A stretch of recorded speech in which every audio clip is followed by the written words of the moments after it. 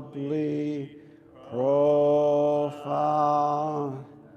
and infinitely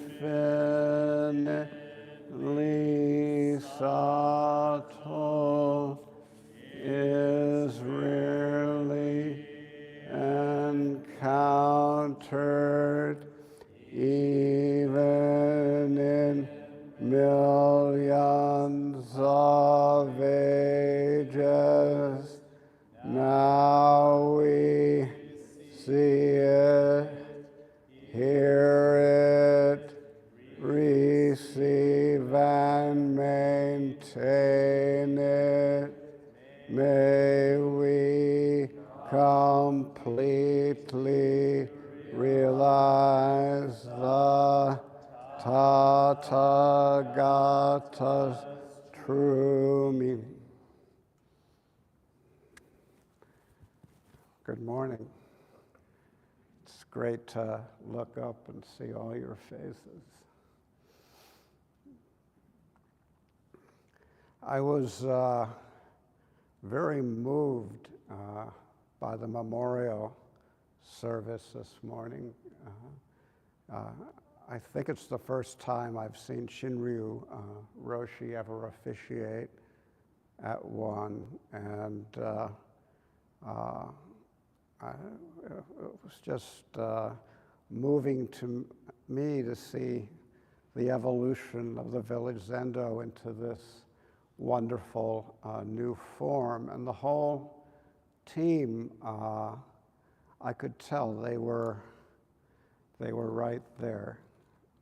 And I think all of us in the Sangha were right there together as well. So we arose together for this service, and truly I felt I could see exactly what we were chanting. Nen Nen arises from mind. Nen Nen is not separate from mind. Value given to every Nen, showing up for every Nen. No matter what's going on in our heads, somehow managing to come back and this Nen, that Nen. Musho called our attention to that in his talk quite joyously, saying, Nen Nen arises from mind. And indeed, our study text, I believe, is really about that. It's about using the example of the Tenzo. It's about how do you meet each Nen creatively and with an open heart, and what are the obstacles to our intention to meet each Nen creatively and with an open heart. Fortunately, we've seen so many examples of people doing exactly that in preparing this wonderful meal that we've sometimes been enjoying and sometimes maybe not so much, but the Nens have been met freely and with an open heart, starting with our Shuso, who's been so caring. I experienced that myself in connection to having to miss one day of work practice due to illness. But in general, Ryugen has led us with a lightness of touch and also a great deal of unaffected sincerity. And I'm sure he'll be providing the same steady hand throughout the Ango practice period.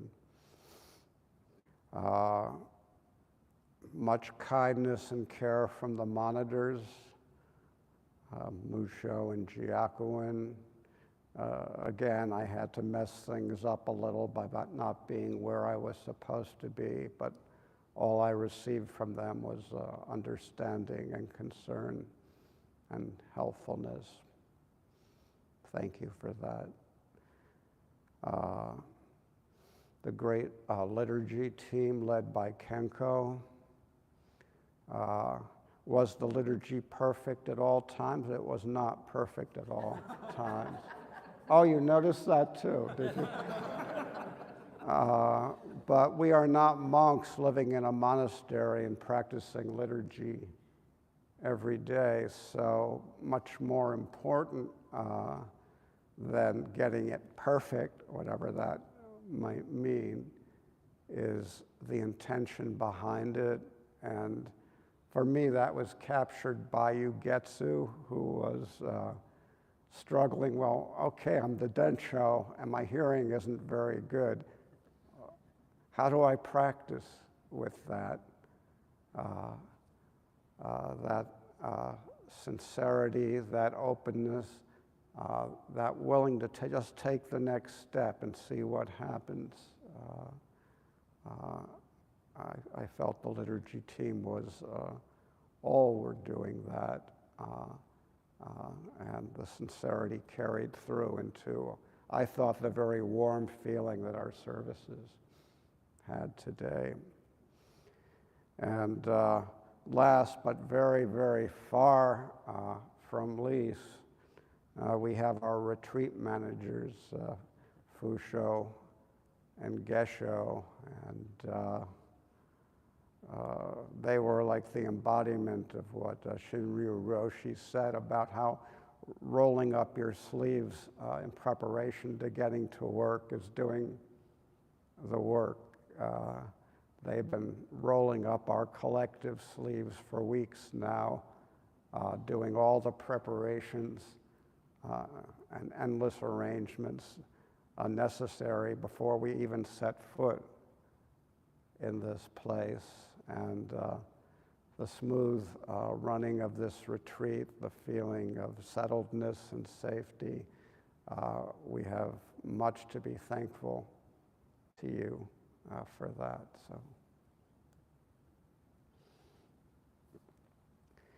So what have I been talking about, really, in addition to appreciating all the effort that went into creating this meal for us?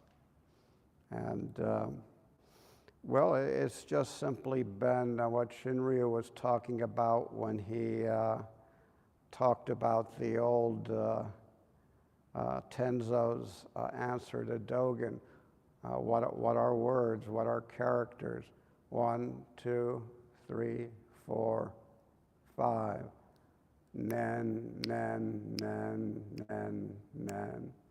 Or as Geshu in her talk said, word, word, word, word, word. Each word being the truth itself, and each word being on its way to conveying meaning in conjunction with the next word and the next word and the next word. So the truth is always right there, and yet it's always slipping away. And so it's like we chant, true eternity still flows, though the basis is reached and the approach comprehended, true eternity still flows. We think, especially in our Western traditions, of eternity as being something completely stable and fixed where we never have to worry again. But our teaching is that eternity flows, nen after nen after nen after. There's no other eternity. It's eternal in this nen, and it's on its way to the next, and the next, and the next, constantly flowing. So what makes it so hard for us to meet each nen? Why can't we accept the constantly changing Buddha Dharma freely and with an open heart, and be free and responsive to what the moment requires. Why can't we appreciate each nen as the touch of the Buddha, and each moment of practice as the hand of Buddha working in the world? What makes it so hard? Well, it's that old devil of the second noble truth, grasping and aversion, trying to hold on to the pleasant and make it last forever or whatever, and trying to push away the unpleasant. And the thing about these nens is it doesn't work the way the New Age tells us, where if we just have the right attitude or the right pyramid or the right crystal, that all the moments will be pleasant, all the nens will be easy to meet. We know it doesn't work that way at all. No, sometimes things come up in a nen that are absolutely unbearable, that are not to be borne, can't be borne, and yet must be born. There's a koan I'd like to talk about. It's very short and very deep, and I think gets at this. So every day at mealtime, Chinnu picked up the rice pail, went down to the monk's hall, and did a little dance, held up the pail and said, "Bodhisattvas, come eat." That's it. And then there's commentary, a couple lines of commentary. Sueto had a comment, which I've been chewing on year after year after year. He says, even though old Chinnu acted this way, he was not good-hearted. And a monk asked Changqing, when that man of old cried out, "Bodhisattvas, come eat," what was his meaning? And Changqing said, it's much like joyful praise on the occasion of a meal. It's much like joyful praise. Why doesn't he just say it's joyful praise? No, it's much like joyful praise. He looks good-hearted, but why isn't he good-hearted? Does that mean he's bad-hearted? It simply means that what is served from the rice pail is served from the rice pail. Sometimes delicious food, anyone who's done oryoki knows that sometimes wonderful things come out of that serving bowl, and you're, oh, great, yeah. And sometimes, what the hell? And, you know, if you want to eat, you take what is being served. Sometimes great delight is being served. Sometimes moments of great harmony and peace are being served. Maybe you've experienced some of them in your zazen during this week. Sometimes illness is being served, sometimes depression is being served. Sometimes war, pestilence, all the evils that beset us in this world, are all of it's being served. Bodhisattvas, come eat. How can you say he's being good-hearted or bad-hearted? He's holding it up to them with both hands. Sueto in his poem says, laughing in the shadow of the white clouds, he holds it up with both hands. The white clouds, what are they? They're nen. They're the grains of rice. The grains of rice are the nen. Nen, nen, nen, nen, word, word, word, word.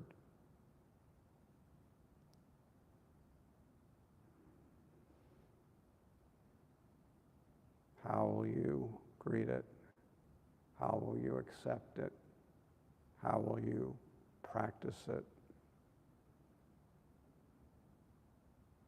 When it rises up and knocks you flat on the floor on your face, then what? When you can't stand even another moment, then what? Nen arises from mind. Nen is not separate from mind.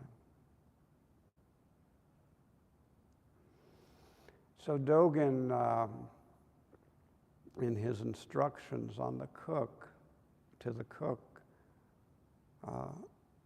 tells us how to practice with this. First, he says, in the context of cooking, dealing with all these different nen, it's just a matter of course. You wash your hands before you start cooking. You array your ingredients, and it's very important not to be very choosy about the ingredients. You cook with what's available. Bernie makes that point in his book very strongly. Dogen says all this is just a matter of course. It's obvious. Nothing in the world is hidden. He says, what makes us confused about this, and Yugetsu alluded to this, what makes us confused about this is our minds run about like wild horses running in the fields, and our emotions are unmanageable like monkeys swinging in the trees. I can't stand it. Why? Why me? Oh God, not again. Oh, I might fuck up. No.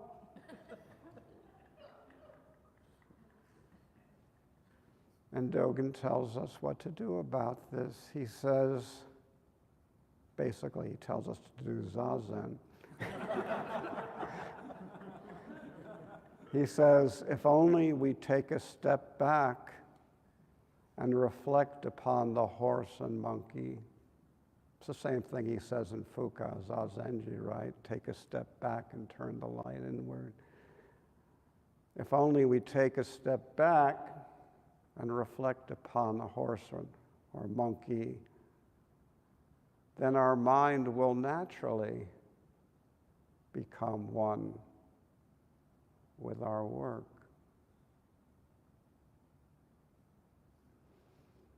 Our mind will naturally become one with our work. And by doing so, we will turn things even while simultaneously being turned by them. We will turn the Dharma wheel even as we are turned by the Dharma wheel. even when there is only the Dharma wheel, and you can't separate anyone out who's doing the turning and who is being turned.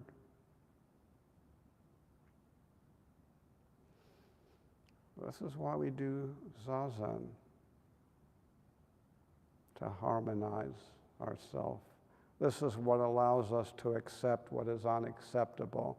By accept, I don't mean, oh, well, I'm just going to let it pass, whatever. If something's unacceptable, well, then the next nen is, all right, what do I do? But to harmonize ourselves, to meet each moment, no matter how overpowering, with a certain open-heartedness and acceptance that naturally takes us on to the next moment, even though the next moment might involve dissolving into helpless tears. And after we've dissolved into helpless tears, then the next moment comes. And how should we treat the next moment? Well, maybe it's time to cook, to get going. And how should we do that? Dogen tells us, we treat each leaf of green in such a way, handle each leaf of green in such a way that it manifests the body of the Buddha, which in turn allows the Buddha to manifest through the leaf. Handle it in such a way that it, in Uchiyama's translation, that it reaches its full potential, that manifests the body of the Buddha. I can't help thinking of Ugetsu's string bean here. Manifesting its full potential, manifesting as Buddha due to the love with which her grandmother prepared that string bean. So it's not mysterious how we need to meet these nen, but we do need to practice. We do need to practice harmonizing our life with the nens as they go by, or as Western poets said, although the moments pass swiftly by, greet them gaily as they fly. Or greet them with tears. Respond to them, and then it's on to the next moment, and the next. And slowly over time, we stop trying to get off the merry-go-round by entering some non-existent nirvana, and we realize that the merry-go-round is completely stable. It just stays where it is, turning and turning and turning.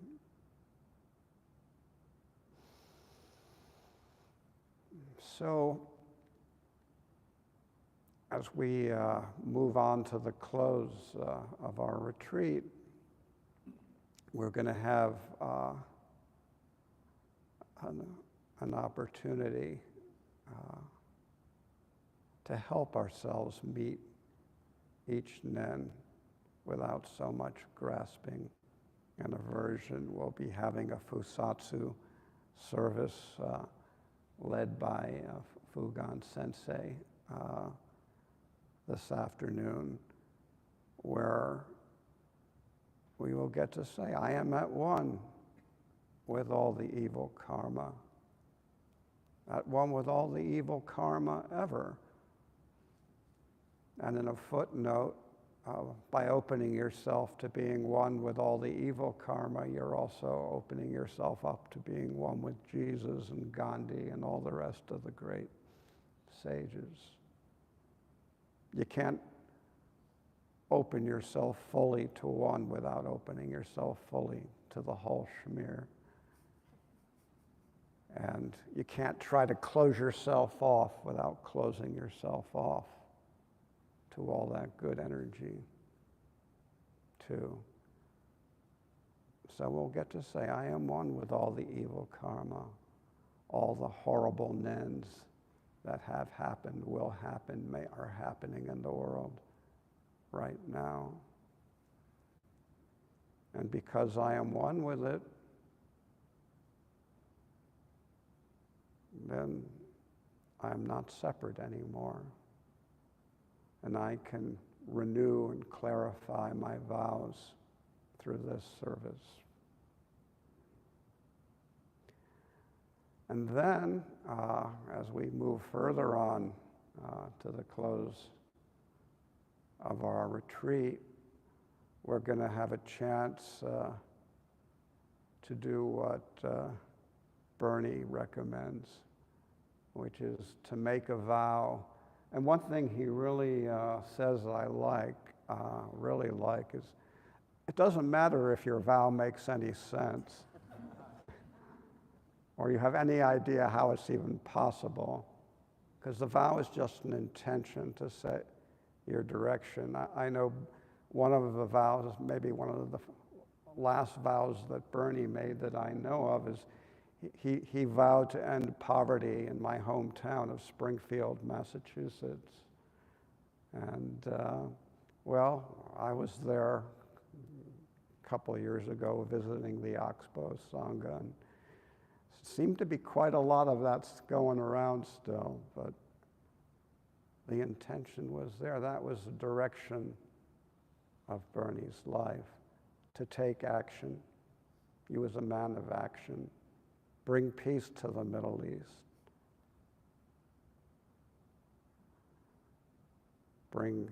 End starvation in Yonkers.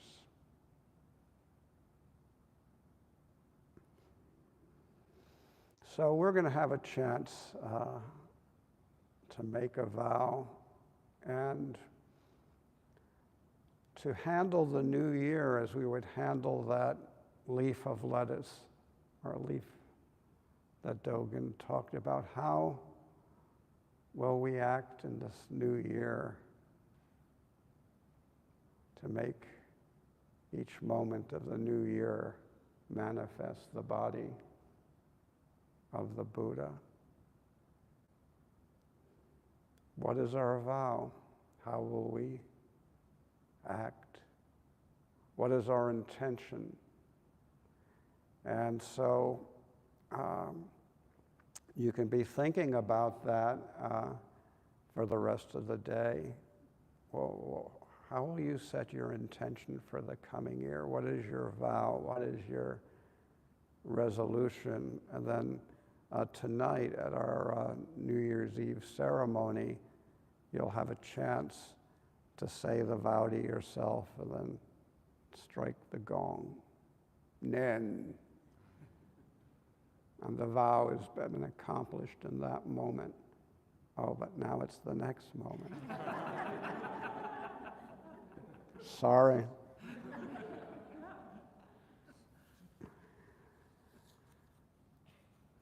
So we've been given the ingredients of an excellent meal. We've been consuming the meal and becoming the ingredients of the next meal. The division between ingredients and the meal is purely the way we think about things. But it's all nourishment, it's all growth, it's all destruction, it's all renewal. Nen after nen after nen. And to quote Maizumi Roshi, "What, you don't like it?" He said, "I love it."